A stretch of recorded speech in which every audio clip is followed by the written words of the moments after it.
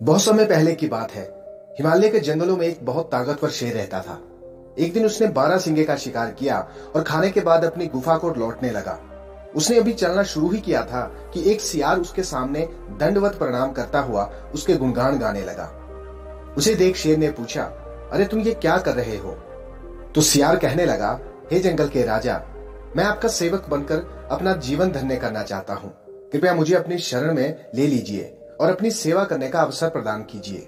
शेर जानता था कि सियार का असल मकसद उसके द्वारा छोड़ा गया शिकार खाना है, पर उसने सोचा कि चलो इसके साथ रहने में मेरा क्या जाता है, कुछ छोटे मोटे काम ही कर दिया करेगा, और उसने सियार को अपने साथ रहने की अनुमति दे दी।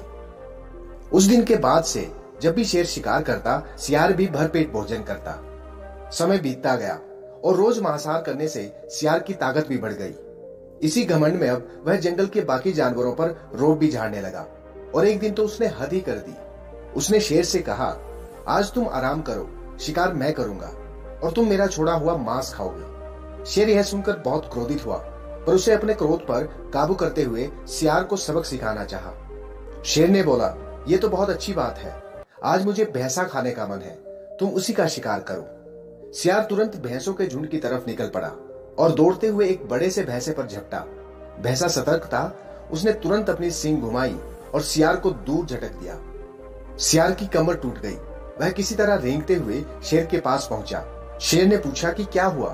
तो सियार कहने लगा, हुजूर, मुझे क्षमा कर दीजिए, मैं बहक गया था और खुद को आपके बराबर समझने लगा था।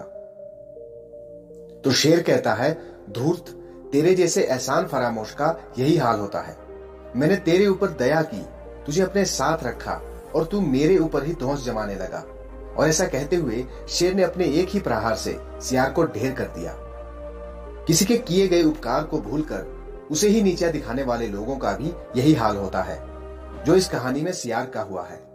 हमें हमेशा अपनी वर्तमान योग्यताओं का सही आकलन करना चाहिए और घमंड में आकर किसी तरह का मूर्खतापूर्ण कार्य नहीं करना चाहिए।